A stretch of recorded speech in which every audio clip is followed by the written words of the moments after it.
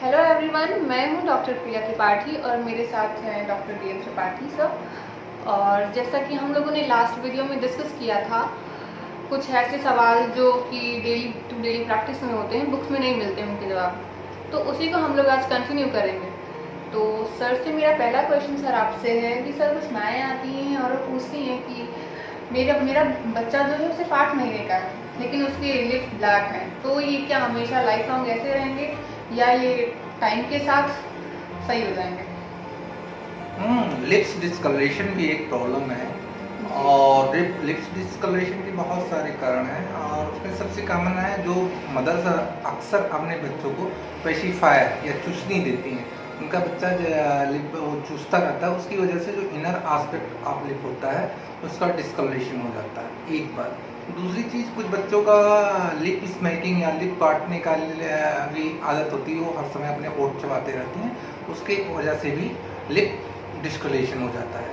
उसके अलावा जो है कुछ न्यूट्रिशनल डिफिशियंसी होती है जिसकी वजह से लिप डिस्कलरेशन होता है, जैसे आयरन डिफिशियंसी एनीमिया में या आयरन की कमी से जो एनीमिया होती है उसकी वजह से लिप डिस्कलरेशन हो जाता है, और विटामिन B12 की कमी की वजह से जो एनीमिया होती है, खून की कमी होती है, उसकी वजह से भी लिप डिस्कलरेशन होता है। तो बच्चे को देखकर अगर खाली इनर एस्पेक्ट पर है और ऐसी स्टिमुलस है कि बच्चा जो ज़्यादातर पेशिफायर है, चूसनी चूस रहा है, लिप स्मैकिंग की बात है, तो इन सबको देख कर अगर ऐसी आदत है तो उस आदत को हटाना चाहिए। और बाकी अगर एनीमिया वगैरह है, आयरन डिफिशियंसी या B12 डिफिशियंसी, तो आप उसको सप्लीमेंट करेंगे तो ये सब रिवर्ट हो जाएगा, सही हो जाएगा। जी सर। सर मेरा नेक्स्ट क्वेश्चन है आपसे कि कुछ मदर्स होती हैं, वो बोलती हैं कि मेरे बच्चे का जो है टीथ स्टेनिंग है, मतलब कि दांत का कलर अलग हो गया है, सफ़ेद नहीं है, पर वो किसी मेडिकेशन पे भी नहीं, उसने कोई दवाई नहीं ली, उसको अभी करेंटली नहीं चल रही है, तो इसके बारे में आप क्या कहेंगे? देखिए, टीथ डिस्कलेशन या टीथ स्टेनिंग मेडिसिन से भी कुछ होता है, लेकिन यूजुअली मेडिसिन नहीं, जो एनामल होता है टीथ का, अगर वो डैमेज हो जाता है तो उसके बाद तमाम चीज़ें उससे स्टिक करने लगती हैं, उसकी वजह से डिस्कलेशन होता है।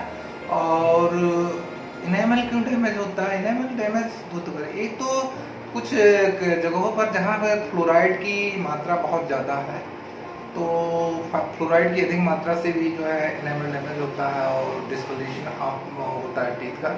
और दूसरी चीज़, बहुत सारे बच्चे होते हैं जिनकी आदत होती है मुंह में बोतल डाल के सोने का, वो सोते समय माँ जो है बोतल बना के दे देती है, बच्चा मुंह में रखे रखे पीता सो जाता है। ऐसे बच्चे में क्या होता है, जब आप बच्चा पीता है तो कुछ दूध जो है मुंह में रह जाता है, और दूध में जो कार्बोहाइड्रेट होता है, शुगर होता है, उसको जो बैक्टीरिया होते हैं मुंह के अंदर, वो उसको फर्मेंट करते हैं।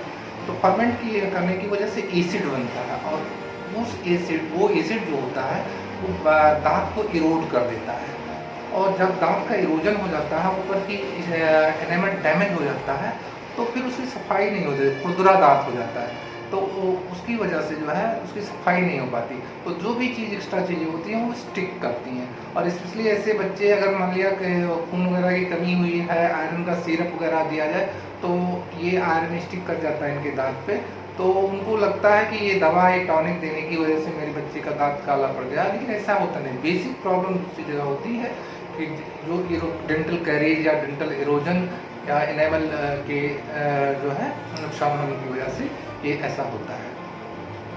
तो मेरे ख्याल से सबसे बड़ी बात ये है कि मदर्स को चाहिए कि बच्चे को सोते सोते फीड मत कराएं। बच्चे को जो इतना दूध पिलाना है, सोने के पहले उसको दूध पिला दें, और उसके बाद अगर बच्चा थोड़ा बड़ा हो गया तो उसका दांत भी आप किसी कपड़े को गीला करके मुंह ओरल कैविटी दांत साफ कर सकते हैं, और उसके बाद सोने को कहें। मुंह में डाल के बच्चा दूध तो बिल्कुल ही ना सोए, इससे एस्पिरेशन हो जाने के चांसेस रहते हैं, निमोनिया होने के चांस भी रहते हैं, डिस्कलेशन के अलावा भी। जी।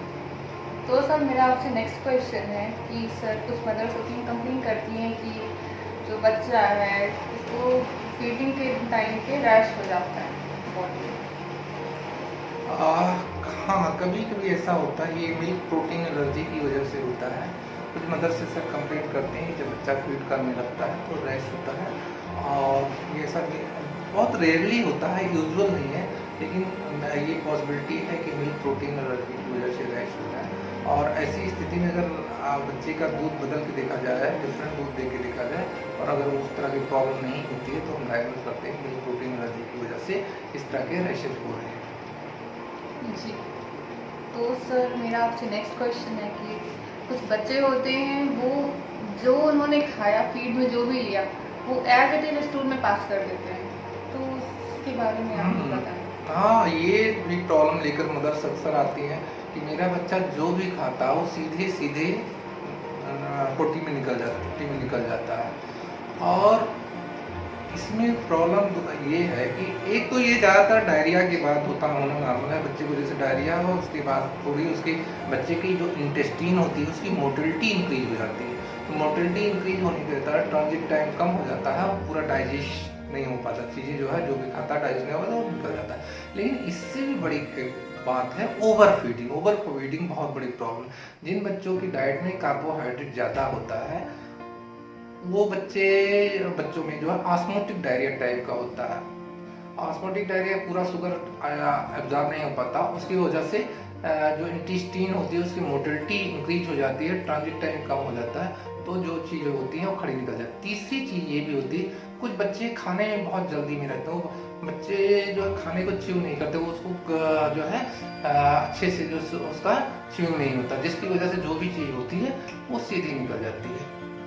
चौथी चीज ओवर फीडिंग भी एक प्रॉब्लम है। कुछ मदर्स अपने बच्चे को इतना ज़्यादा खिलाने में लगी रहती हैं कि लगातार खिलाने रहती हैं, और लगातार खिलाने की वजह से उसको डाइजेशन होने का टाइम नहीं मिलता, वो चीज़ निकल जाती है। तो इन सारी चीज़ों को देखना चाहिए। अगर ओवर फीडिंग है, बच्चा ओवर वेट हो रहा है, तो उसको जो है देखना चाहिए, और मदर्स को ये देखना चाहिए कि इसको इस तरह से फीड कराएं। और अगर डाइट में कार्बोहाइड्रेट बहुत ज़्यादा है, यानी चीनी से बनी हुई चीज़ें बहुत ज़्यादा हैं, तो उसको कम किया जाना चाहिए। जी सर, मेरा नेक्स्ट क्वेश्चन है आपसे कि कुछ मदर्स होती हैं वो कंप्लेन करती हैं कि मेरा बच्चा है वो दूसरे बच्चों को दांत काट रहा है, या अपने ही कॉलर है, अपनी टाई है जो स्कूल टाई उसी को काटता रहता है, तो क्या उसे कोई दिक्कत हो रही है, मेंटल दिक्कत हो रही है? इसमें बहुत सारी कंडीशन के अंतर्गत ये आता है। कुछ बच्चों में अटेंशन सीकिंग डिसऑर्डर होता है, चीज़ों को अटेंशन सीख करने के लिए करते हैं। कुछ बच्चे होते हैं वो हर समय एक्टिव रहना चाहते हैं, और जब कभी क्लास में या कहीं चीज़ बैठते हैं तो अपने आप को कंसंट्रेट करने के लिए वो अपना फोकस जो टाई पे या इस पे डालते हैं, जिससे वजह काटते हैं। कुछ बच्चे सेल्फ डिफेंस के तौर पर जो है लोगों को काट लेते हैं, ठीक है। कुछ बच्चों का एक कम्युनिकेशन डिसऑर्डर का तरीका होता है, किसी को आप काट के कम्युनिकेट करते हैं, तो ये एक तरह से साइकोलॉजिकल प्रॉब्लम है। और इसको एक अगर एज प्रॉब्लम बहुत ज़्यादा है तो एक साइकोलॉजिस्ट की भी मदद लेनी चाहिए, उनको भी दिखाना चाहिए, साइकोलॉजिकल काउंसलिंग कराना चाहिए, और इन सारी बातों को देखना चाहिए कि बच्चे को कोई स्ट्रेस तो नहीं है, बच्चा अपने आप को कम्युनिकेट कर पा रहा है कि नहीं कर पा रहा है, बच्चे को कहीं attention deficit hyper active disorder तो नहीं है। जो ADHD के बच्चे होते हैं वो भी हर समय किसी ना किसी चीज़ में अपने आप को इंगेज रखना चाहते हैं, और जब कभी आप उनको ऐसे फोकस करके कहीं क्लास वगैरह में बैठाना चाहते हैं तो वो जो चीज़ पाते हैं मुंह में डाल के उसको अपनी कंसंट्रेशन अपना बनाने के लिए उस चीज़ को चुप करते हैं। वैसे में एक चाइल्ड साइकोलॉजिस्ट को दिखाना और काउंसलिंग कराना भी एक उसका तरीका है इस चीज़ से। जी सर, मेरा नेक्स्ट क्वेश्चन है आपसे कि मदर्स पूछती हैं कि ओडोमॉस जो होता है वो क्या हम अपने बच्चे को लगा सकते हैं, क्या उसको प्रोटेक्ट करेगा, उसको नुकसान तो नहीं करेगा जिसमें केमिकल्स होते हैं?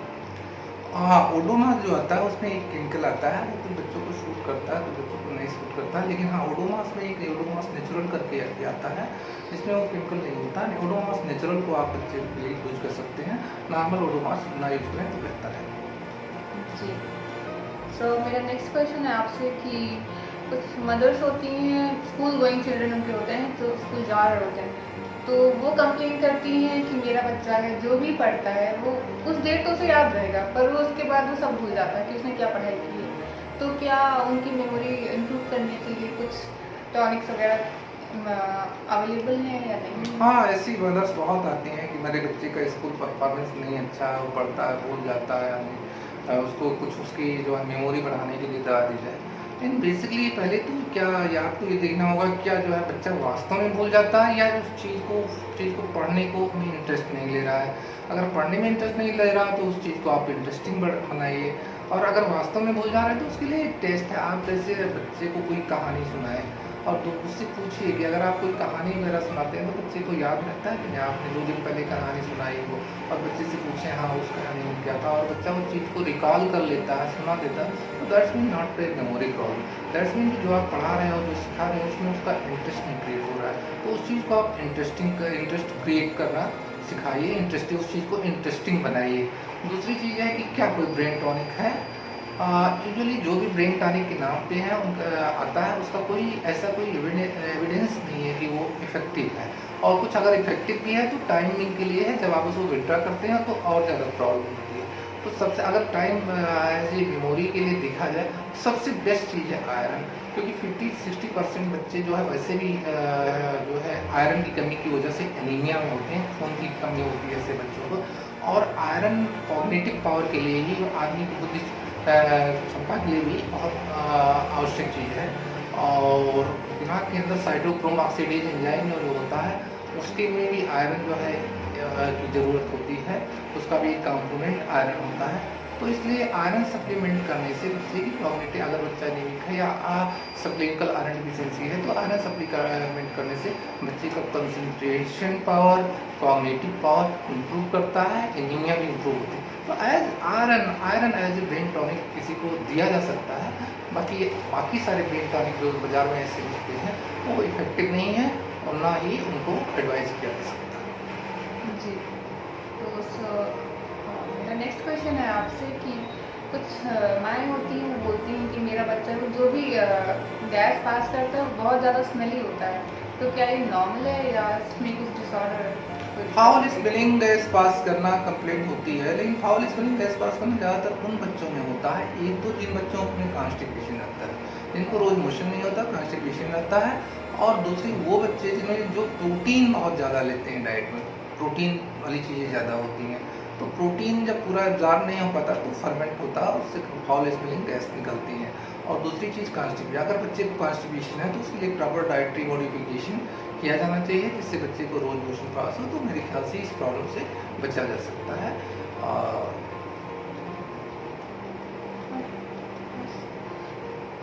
और सर कुछ मदर्स होती हैं कि ग्रोइंग चिल्ड्रन जो होते हैं ग्रोइंग एज में, तो कंप्लेन करती हैं कि उनके नाखून नहीं बढ़ रहे हैं।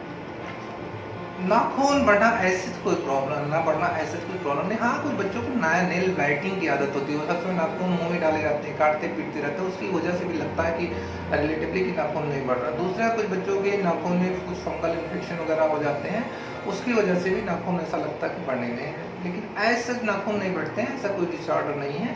और मेरे ख्याल से अगर नेल को अच्छे से देखा जाए, अगर वो बच्चे का वाइट वगैरह कर रहा है तो उसको अवॉइड किया जाए, और अगर कोई फंगल इन्फेक्शन वगैरह है तो उसका ट्रीटमेंट किया जाए, तो ऐसी कोई प्रॉब्लम नहीं आएगी, प्रॉब्लम सॉल्व हो जाएगी।